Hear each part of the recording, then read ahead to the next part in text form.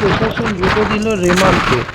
চিন্তা নেই, দিদি আছে পাশে। রেমালের আতঙ্কে যখন গোটা রাজ্য, বিশেষ করে দক্ষিণ 24 পরগনার সমুদ্র উপকূলবর্তী এলাকার মানুষেরা ভয় জবুথবু, ঠিক সেই সময় মোবাইলের হোয়াটসঅ্যাপে মেসেজ, চিন্তা নেই, দিদি আছে পাশে, যেন নিমেষে ভয়কে জয় করে নিল বাংলার মানুষ।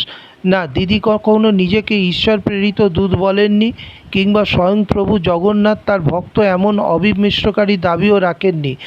কিন্তু তিনি শুধু নিজেকে একজন দায়িত্বশীল অভিভাবক হিসেবে মেলে ধরতে চেয়েছেন, যারই কারণে তার সরকারের প্রশাসন রাত দিন এক করে রুখে দিল রেমালকে।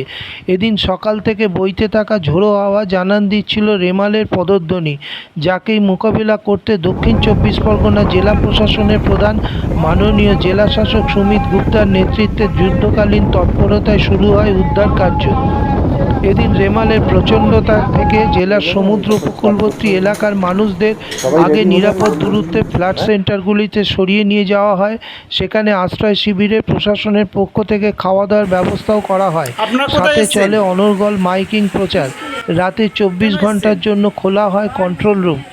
ফলে কোথাও কোনো সমস্যার সৃষ্টি হলেই সেখানে এনডিএফ কর্মীরা উপস্থিত হয়েছেন। দেখা গেল রেমালের দাপটে গোসাবা, ক্যানিং ও সাগর ব্লকে প্রচুর গাছ উপড়ে পড়েছে, যার জেরে রাস্তা অবরুদ্ধ হতে পারত। কিন্তু বিপর্যয় ঘটার সাথে সাথেই সেখানে উদ্ধারকারী দল পৌঁছে গেছে এবং ইলেকট্রনিক ব্লেড ব্যবহার করে সেই সব গাছ কেটে রাস্তা সাফ করে দিয়েছেন। বলা যায়, বিপর্যয় মোকাবিলায় এদিন জেলা প্রশাসনের তৎপরতা এতটাই ছিল যে সেটা এক কথায় নজরকাড়া, যেখানে বাস্তবিক অর্থেই দিদির প্রশাসন এদিন আর্ত অসহায় মানুষের পাশে থাকলো বলা যায়। সংবাদ প্রতিবেদন শুভাশিস ঘোষ, সংবাদ সোচ্চার.com।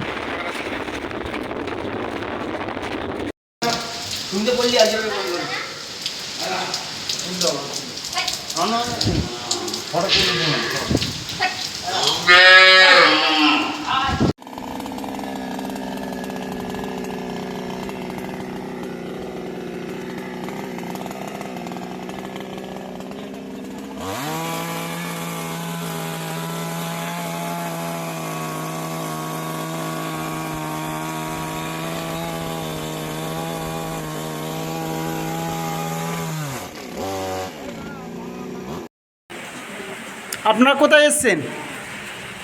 স্কুলে এসেছি। কেন এসছেন? ঝড়, নদী ভেঙে যাচ্ছে, নদী বাঁধ ভেঙে যাচ্ছে। কোথায় বাড়ি আপনাদের? দেউলবাড়ি। দেউল বাড়ি। আর কোন স্কুলে এসছেন? আমরা কাটামারি স্কুলে। হাই স্কুলে এসছেন। কতজন আনুমানিক? 100 মতো।